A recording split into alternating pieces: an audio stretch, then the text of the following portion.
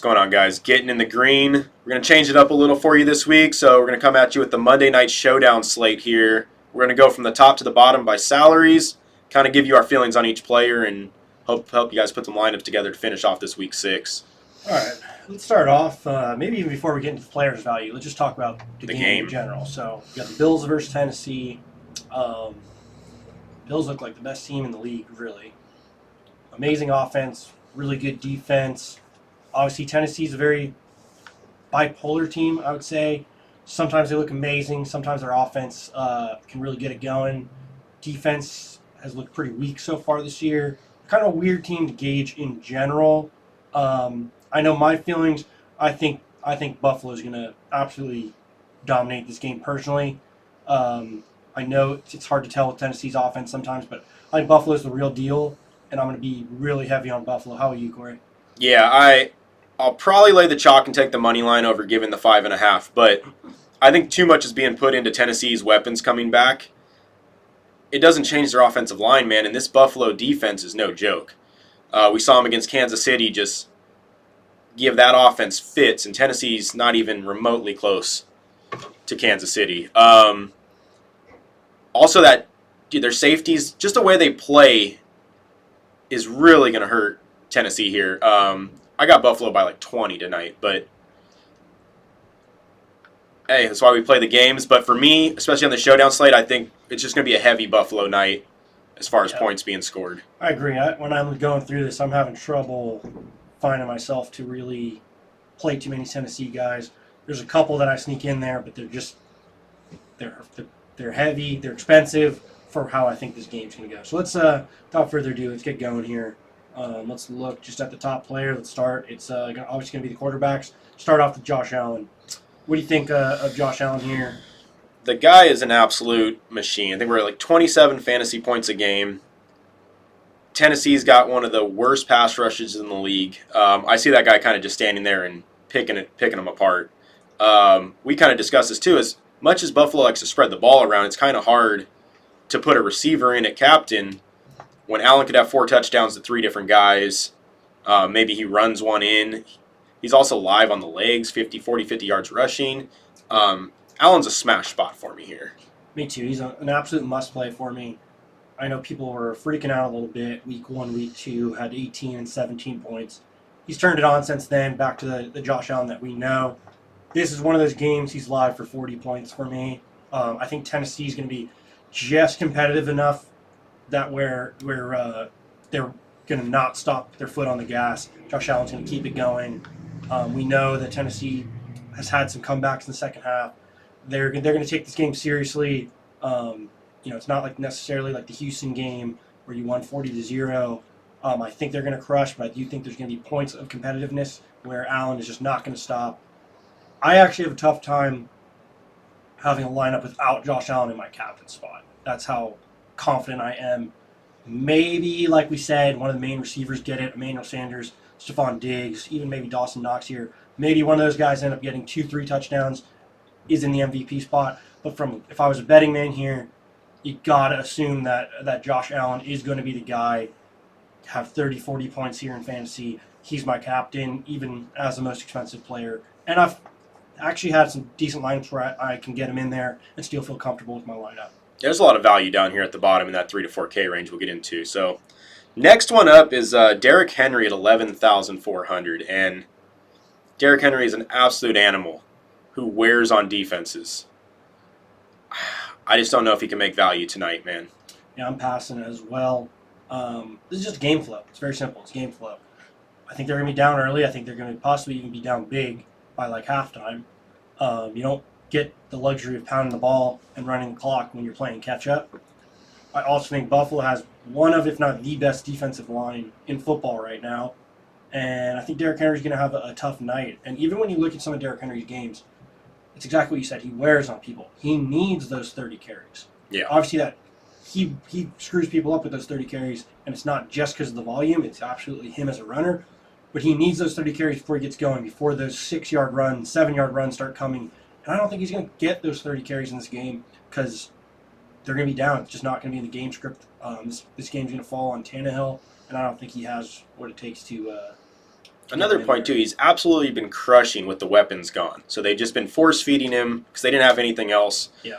I think they're going to try and spread this out a little more with Julio and A.J. Brown. Yeah, I think they're going to be forced to also. Yeah. I don't think they're going to have a choice, and it's not going to work. They're going to stack the box, and you're going to have to throw it. And if you're Buffalo, that's exactly what you want. Make Ryan Tannehill beat you. Don't make Derrick Henry beat you. You know. So Tannehill's up next at 9,800. You get a nice little discount there from Henry to Tannehill. And, I mean, for me, this just comes down to how competitive you think they can keep this. Because if you think they're going to keep this within 2 scores, I mean, Tannehill's going to score. Yeah. Last year, he was an absolute animal, and I think a lot of people are overjudging him by how poorly he's done this year so far. But, I mean, he's just been throwing the ball to nobodies since week 2. Chester Rogers, you know, these guys that are just not NFL caliber receivers. So he's got his weapons back.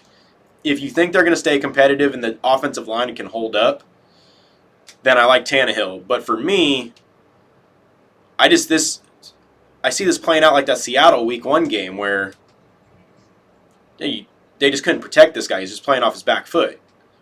I'm going to be passing on Tannehill. There's more value down lower, but if you think this is a competitive game, Tannehill's absolutely the play for Tennessee. Yeah, I'm with you there. Most of my lineups, I'm ending up passing on Tannehill, especially if I'm going to have Josh Allen as my captain here. If you can get one of the receivers in, maybe you have enough money to go get both of them. I'm not against that play. Obviously, you have a quarterback there. If you think there's going to be even in garbage time, even if you think it's going to be a 20-point game, I think Tannehill's going to throw 2 touchdowns. He'll probably be on the lineup there. It's more just, for me, I have Allen as my captain, my MVP, and I'm not going to be able to fit Tannehill, and I don't have a problem with that. I like getting in some of the receivers, not only for Buffalo, the main receivers like Diggs here, but also even just pick the right receiver that you think Tannehill's going to throw that touchdown to. I think you're going to have more value there. So he's mostly a pass for me. I don't hate him. I actually do like Tannehill more than Derrick Henry this week. All right. Up next, we kind of got 2 of the Buffalo receivers. We got Diggs at 9,600, and I'm going to just lump in Emmanuel Sanders overpriced here at 8,600. Yeah. Let's just kind of, you got to pick your poison here because Allen does spread this thing around. But for me, I've been looking at like the targets, and it's Diggs has these multiple games over 10 targets. He's the absolute alpha one there still. And we're getting I think Emmanuel Sanders was 7,000 at our last Showdown slate. He's all the way up to 8,600 because the guy's just been an absolute touchdown machine. Yeah. He can't keep that up, though. He can't keep that pace up. And I'm not saying it has to end tonight, but if you're playing stats, I mean, this guy's not going to score 30 touchdowns this year. He can't keep up that 2-touchdown-a-game pace. Yeah, exactly. And even that, like when you look at his total touchdowns, it's like it happens in the same games where he hits 2 touchdowns, and then you look at a normal game and he goes 5 or 6 for 60, and it's, you know, you're not paying 8,600 for a guy who's going to get you 10, 11, 12 fantasy points. So, yeah, absolutely touchdown dependent. Again, you're in an offense that scores a lot of points. Could it happen? Sure, it could happen. Diggs is a significantly safer play here with the targets. And, you know, I think Diggs is not getting the love he deserves because he hasn't had that breakout game. But people forget that Diggs is an alpha receiver. He is, one of the best in the game. When you had your fantasy drafts this year, I'm sure he was a first rounder or early second. That's what we expect out of this guy. Just because we haven't gotten it yet, it's coming. The offense scores enough points. He's going to have his 9-10 catch game plus get some touchdowns soon, and he's going to explode. Is this the game? Could be.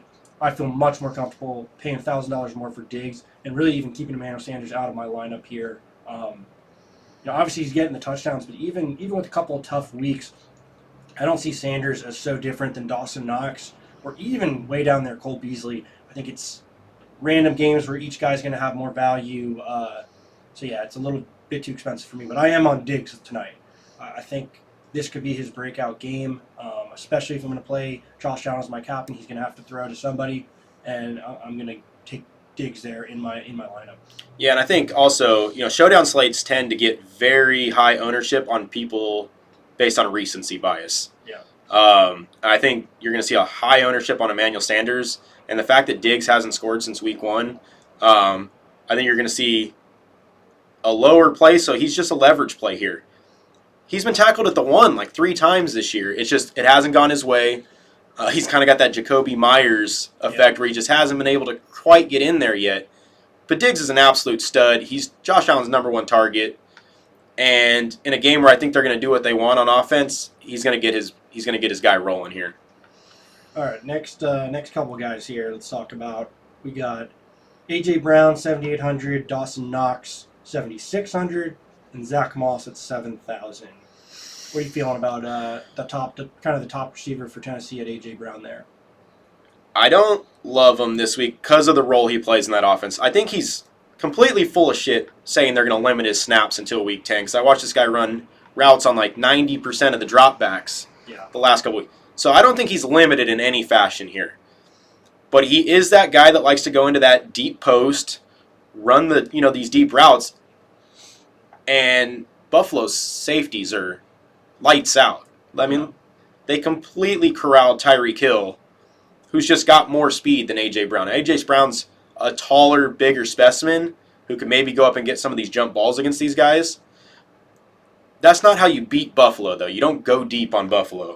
Besides the fact that they're getting immediate pressure on your quarterback, you just don't get to run these long, rolled-out routes. So, for me, A.J. Brown just plays the wrong role in that offense for how I think they're going to have to attack this Buffalo defense.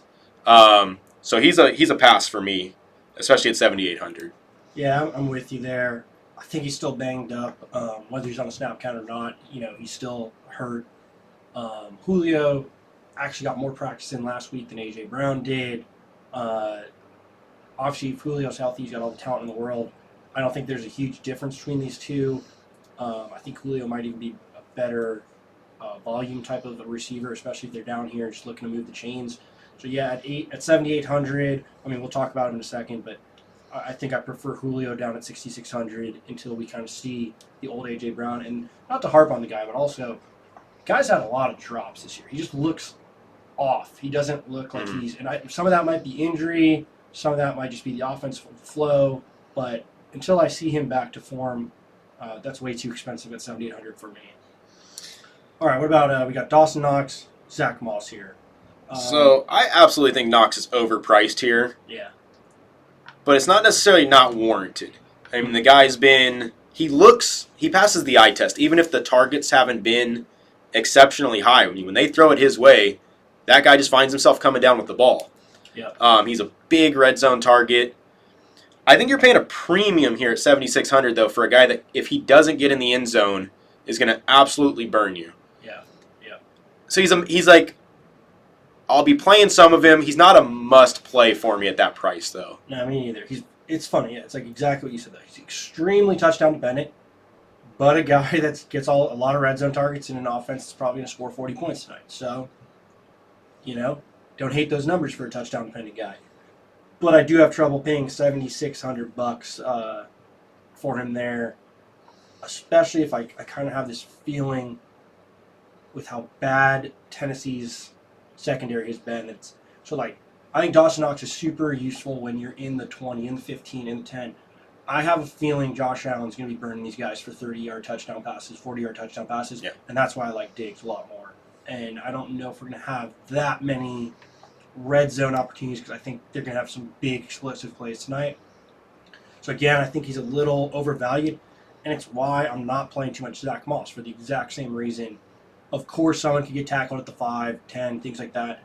Zach Moss, for me, even though he's looked pretty good running the ball, he's a touchdown-dependent guy as well.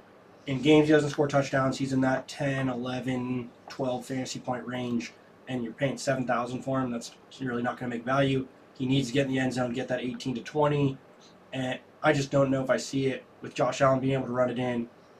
Dawson Knox there, if they do get in the red zone for play-action style stuff, or just those big plays. Like I said, I just see them having huge gainers tonight. That's why I like Diggs and Allen. So I'll probably pass on these two guys a little bit. I'm more on Knox than I am on Moss, but I'm probably passing on both tonight. Yeah, I mean, I could see taking a flyer here on Moss because he's got 2 touchdown potential here. Just from, if they happen to get tackled in the red zone, that guy is absolutely role reversed on Singletary this year, where he was a healthy scratch week 1, all the way to, I think he controlled 75% of the snaps last week. He's their red zone guy. I'm going to be honest, when I look at the eye test, Devin Singletary is a better running back than this guy. But for some reason, the coaching staff trusts him. Maybe it's a pass protection thing. Maybe it's a fumbling thing. They love Zach Moss. So in a team that's going to score 40, this guy's definitely going to get some opportunities. But I'm with you. I see a lot of deep plays here. I also see Josh Allen just kind of... That guy is still trying to build his name, which is sad because the guy's an absolute stud. But he doesn't get the respect that Lamar and Mahomes and these guys get. And I feel like he's going to absolutely try and take advantage of another primetime slot here to kind of build his resume to the the NFL world. I got Allen taking one of these rushing touchdowns from him. So I'll have a flyer with Moss, but for the most part, I'm going to be off that guy. All right, let's go to the next guy who I think we both are pretty high on here. It's going to be Julio Jones, 6,600. This is just a value play. Everybody knows what Julio can do when he's healthy. He's one of the top receivers in the game. Coming off an injury, has some risk here. This is game flow. They're going to be down. Like we said, we think they're going to be down big. They're going to have to throw the ball. It's going to be A.J. Brown or Julio. I like Julio a little bit better with how he's looked this year, and you're getting him for $1,200 cheaper. So Julio will be on my lineups. I can fit him in. I think 6,600 is a very fair price for a guy like that. Considering he's also $1,000 cheaper than Dawson Knox. I like Julio. I think he has really good value here. I could see a quiet game. There is absolutely risk. I don't think I want to put him on every lineup because he's coming off that injury. But from a pure value to talent and the game flow that I think is going to happen, Julio's going to be on a lot of my lineups. Yeah, I think he works underneath a little better than A.J. Brown at this point in that offense. And look, Tennessee will get yards. They're going to move the ball. This isn't going to be 3 and out every play like we kind of saw last night in the first half from Seattle. Tennessee's good enough to get first downs. Yeah. Julio's going to have to get some catches. I do think he's the healthier of the two. And, yeah, I'm going to take the discount. Now, I will say it cringes me to play Julio Jones because I don't know how many times I've played this guy, had this guy in lineups, and he just walks off with an injury. The guy is fragile against a team that hits really hard in Buffalo. So I wouldn't be shocked if this guy walked off with an ankle injury or something. But, like, of the receivers you're going to get from Tennessee, I mean, he's my play for the night for them. 6,600, he's in almost every one of my lineups. All right, let's skip all these. We don't need the backup quarterbacks. Which is crazy to me that these guys aren't like $200. Yeah, I know. We got 4 of them here. You got Fromm, Barkley, Webb, and then Woodside. Oh, 5. Trubisky. These guys aren't going to play. Yeah. Best case scenario, I mean, maybe you'll see a backup quarterback for Buffalo come in when they blow them out. But, like, you can't play any of these guys. And they're expensive. Even Trubisky, when he got in one game against Houston, scored 7 points, which you think would make great value if he was $200. He's $6,000. This is ridiculous. Yeah, so let's go on to the next guys. We got Cole Beasley, who's, man, I really, really want to play this guy. Yeah. But you look at the last 2 games, and it's like, he hasn't been involved. No. I don't think Emmanuel Sanders has completely taken this guy's role out of the game. So I'm trusting Beasley tonight, but it scares me how they've started to kind of fade him out of the offense. But I like Beasley just at his price. I agree with you. The thing that does scare me about Beasley is exactly what we said, though. We think downfield passes are going to be open. When downfield passes are open, they don't dump off. Diggs and Emmanuel Sanders are the guys to catch it. When you need to grind the field, get possessions, get first downs, Cole Beasley eats. I don't think they're going to have that problem this week, but I still think he has great value where he's at, and you almost might have to play him in certain lineups here. But, I mean, the guy's got potential. Week 1 went 8 for 60. Week 3 went 11 for 98. So this is definitely a leverage play, too. I don't think that many people are going to be on Cole Beasley because of the recency. Yeah. And if he does have one of those games where he just rolls out for 9 catches, 50 yards, and hopefully sneaks in a touchdown, I mean. That's my thing. Obviously I know Dawson Knox is like a big red zone target. I know Zach Moss is live to get one. But it's like, would you be so surprised if they're at the 5 to get a little slant route to Cole Beasley? It's like, he kind of has that same value. He could steal a touchdown, especially when they're scoring 40 points, and he's like significantly cheaper. Beasley is going to be in some of my lineups. I like that value at 54. On to the next one. I'm actually going to be playing a lot of the Bills D here at 4,800. Not only are they an amazing D, probably the best defense in real life football in terms of not allowing points, they have been ball hawks. They get turnovers. They get interceptions. They're live for a pick six here, especially if they get a lead. Sacks. Tannehill's going to be on his back. Yeah, I mean, Bills at 4,800. It wouldn't surprise me one bit if they have one of the weeks that they've been having recently. Get that 15 to 17 to even maybe 20 points. So I like the Bills. I think they're pretty safe. They're not going to hurt you. Even if it's a slightly different game than we think play out, I still think they get 7, 8, 9 points. Doesn't completely kill you here. So I really like that play at 4,800. Yeah, I mean, outside of week 1 against Pittsburgh where they scored 2 points, we got 22-7, 23-17. Yeah. 3 out of 4 weeks, we're over 17 fantasy points. Yeah. And we're going to talk about some of these guys down here at this price point. You're not getting that kind of floor out of some of these riskier plays down here. So the Bills are definitely live for a game that they should win. So Tennessee hasn't been exactly great at protecting the ball this year either. Or their quarterback. I mean, that guy stays on his back. Mm-hmm. Yeah, I think Buffalo's live as a defense here, which I usually don't play defenses too much on showdown slates, but at this price, they're definitely in consideration here. All right, how about the next guy, which is kind of gone back and forth on, and that's Singletary at 4,600. What do you think? I can't trust him, man. I'm not playing him. I mean, just right there, I'd pay the $200 to get the defense over the running back. Yeah, I think I've talked myself out of it too, because, again, he's got value when you look at him from a talent standpoint. He's a talented back. He's had a couple big games this year, but again, like we said, week 1, when he scored 11, Moss was a healthy scratch. Week 2, he had 17.1, but I think he broke like a 50-yard touchdown run. Can't count on that every week. And then since then, he really has not done much at all. So even with all the talent, he's just not catching enough passes. He's not being involved enough. And then if there's a red zone, they're going to give it to Moss. So I'm with you. I think it's a pass here. Of course, the guy could break a 40-yard touchdown run. I think he could still get 70, 80 yards rushing, possibly. But I think the most likely scenario is he gets 40, 50 yards rushing, maybe one catch, and ends up with 5, 6 points, and he probably kills your lineup. All right, we got Chester Rogers, who actually has looked good as the wide receiver 3 for this team.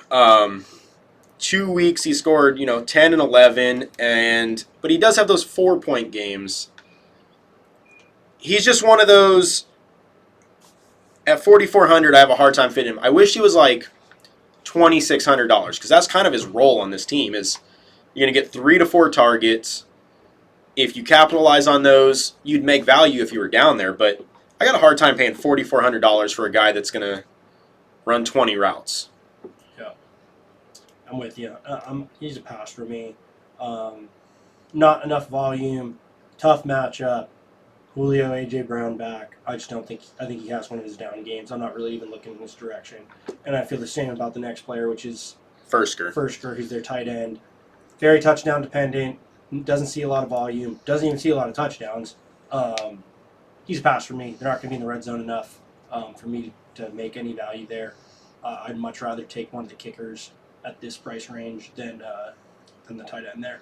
Yeah, I mean, then Tennessee's defense is a pass for me because I just don't see this game going in their direction. No. Then we got Bass, who's interesting because this guy is an absolute machine. I mean, he's Justin Tucker-esque as far as kickers go in scoring. Yep. At $3,400, again, he's got an unbelievable floor if you think Buffalo can't be stopped. Yep. I mean, you're hoping he kicks a couple field goals, but if he kicks a field goal, they score 4 touchdowns. You're looking at that 7 to 8 probably points. That's not that bad at 3,400.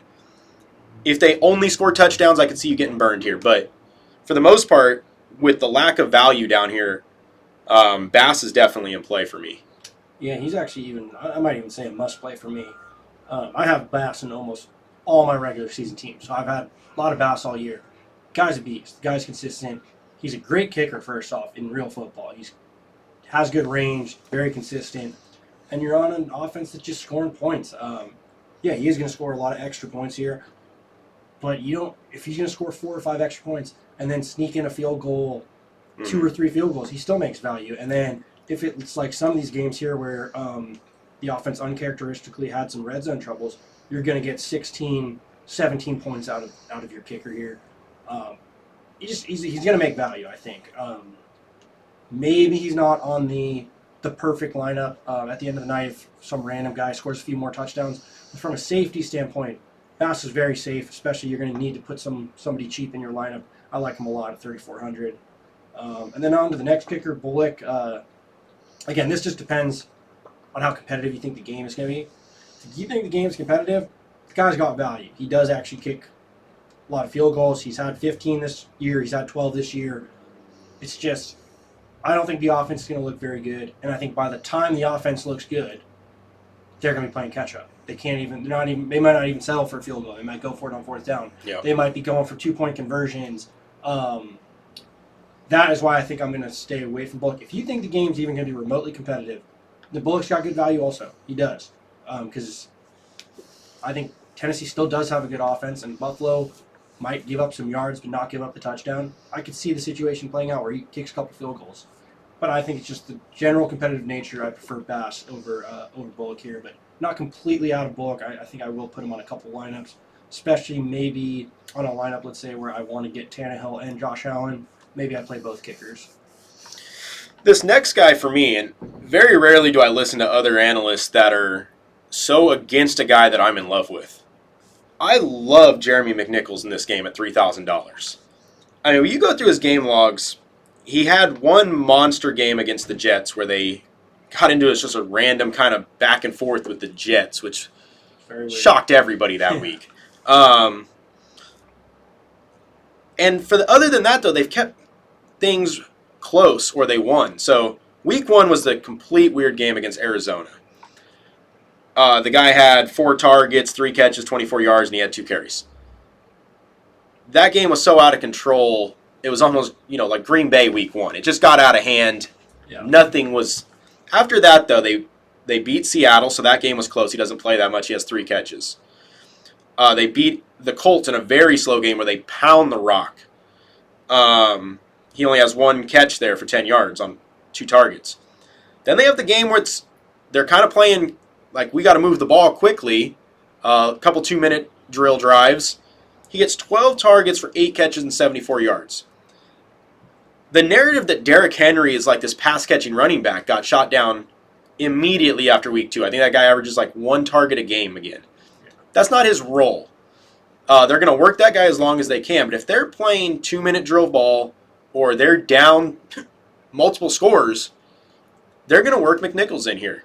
Yeah. And I don't see him keeping this thing competitive enough to just lean on Henry here. So for me, I see this guy in a 10-target type game. And if he can get 4 or 5 catches, 40, 50 yards, he's going to get a carry or 2. He's touchdown potential here. At $3,000, like this guy is almost a must play for me in this situation. Yeah, I agree with your logic. I think he's a great flyer. I think he has a way higher ceiling. I'm probably going to play some McNichols, and it's just going to depend. I see Bullock and McNichols at the same spot there. I think Bullock's probably safer. He's going to kick a few field goals. Like McNichols' ceiling is way higher if he's actually going to get catches and be involved. I like him here. I like the game script, like we said. He's a good play. I am probably just going to be very, he could burn you. He's very boom or bust in this position here. So I think I'm going to go like 50-50 with him, where he's great, makes your lineup at 3,000, has great potential, but also could play very limited snaps and get you 3 points. Accept that, understand that, but great for tournament style. There's nobody down here that I see that has potential to score as much as him at that price range. No, I mean, we could talk about the next 5 guys here in one sentence here. Touchdown dependent. Yeah, exactly. You got Gabriel Davis, you got Marcus Johnson, Westbrook Akine, Pruitt, and Josh Reynolds. Any of these guys could catch a touchdown tonight. That's not out of the realm of possibility. You got guys that are going to run like 10 routes. They are going to see a target or 2.